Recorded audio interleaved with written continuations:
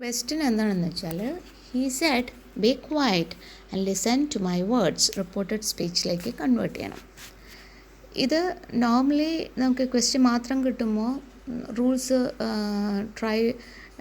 Remember ചെയ്തിട്ട് നമുക്ക് അത് കൺവേർട്ട് ചെയ്യാനായിട്ട് ശ്രമിക്കാൻ പറ്റും. ബട്ട് ഓപ്ഷൻസ് കാണുമ്പോഴാണ് ഈ ഡൗട്ട് വരിക. അപ്പോൾ നമുക്ക് ഓപ്ഷൻസ് നോക്കാം. ഹീ സെഡ് ഓപ്ഷൻ എ ആണ്. He said you should be quiet and listen to my words. Option B he said they should be quiet and listen to his words. Option C he urged them to be quiet and listen to his words. Option D, he urged them and said, be quiet, listen to words.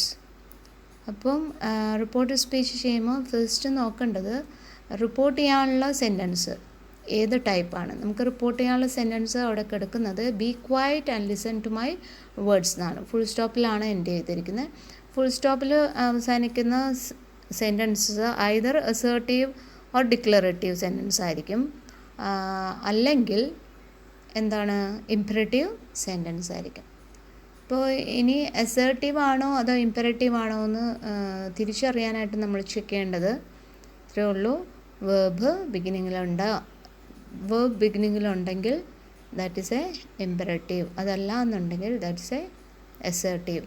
അപ്പോൾ നമുക്ക് നോക്കുമ്പോൾ അറിയാം B എന്നുള്ളത് ഒരു വേർബാണ്. ചില കുട്ടികൾക്ക് അത് clarity ഇല്ലാത്തവർക്ക് കൺഫ്യൂഷൻ വരും. Be is a verb. Be എന്നുള്ള വെർബിൻ്റെ ഡിഫറെൻറ്റ് ഫോംസ് ആണ് is, are, am, was, were എന്നുള്ളതെല്ലാം.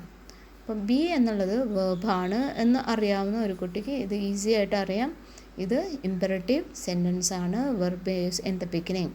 അപ്പോൾ റൂള് റിക്കളക്ട് ചെയ്ത് നോക്കുക. റൂൾ എന്താണ്? ഇംപെറേറ്റീവ് സെൻറ്റൻസ് കണക്ട് ചെയ്യാനായിട്ട് നമ്മൾ ടു ആണ് ഉപയോഗിക്കുക. പോസിറ്റീവ് ആണെങ്കിൽ ടു, നെഗറ്റീവ് ഇംപെറേറ്റീവ് സെൻറ്റൻസ് ആണെങ്കിൽ നോട്ട് ടു.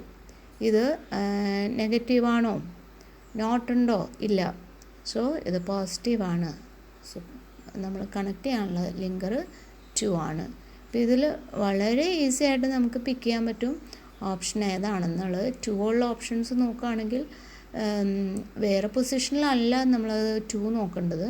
ഹീ സെഡ് കഴിഞ്ഞിട്ട് വേണം ഹീ സെഡ് ആരോട് പറഞ്ഞു എന്നുള്ളത്. Be quiet and listen to my words എന്നുള്ളത് കുറച്ചധികം പേര് അവിടെ ഉണ്ടായിരിക്കാം.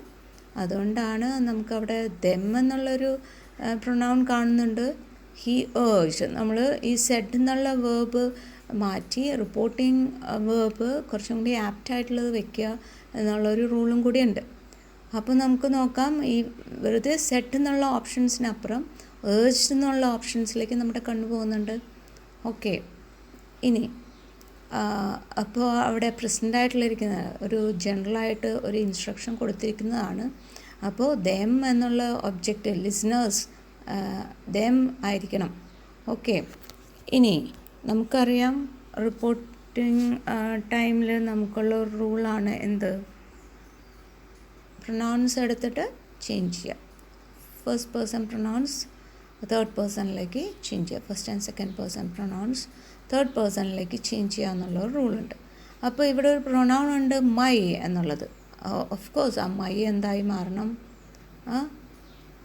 ഹീ ആണ് പറഞ്ഞിരിക്കുന്നത്, അവൻ പറഞ്ഞിരിക്കുന്നു. സോ അവൻ്റെ വേർഡ്സിനോട് ശ്രദ്ധിക്കണം. അവൻ പറഞ്ഞത് be quiet and listen to my words എന്നാണ്. അപ്പോൾ മൈ എന്നുള്ളത് ഓഫ് കോഴ്സ് നമ്മൾ ചേഞ്ച് ചെയ്യുമ്പോൾ ഹിസ് എന്നാണ് വരേണ്ടത്. നമുക്ക് ക്ലിയർ ആയിട്ട് നമുക്ക് ഹിസ് ഉള്ള ഓപ്ഷനിലേക്ക് പോകാൻ സാധിക്കും അല്ലേ? ടു വെച്ചിട്ടാണ് കണക്ട് ചെയ്യേണ്ടത്. നിങ്ങൾക്ക് ആൻസർ ഇപ്പോൾ കിട്ടിയിട്ടുണ്ടാവും. He urged them to be quiet and listen to his words. That's the correct answer. Thank you.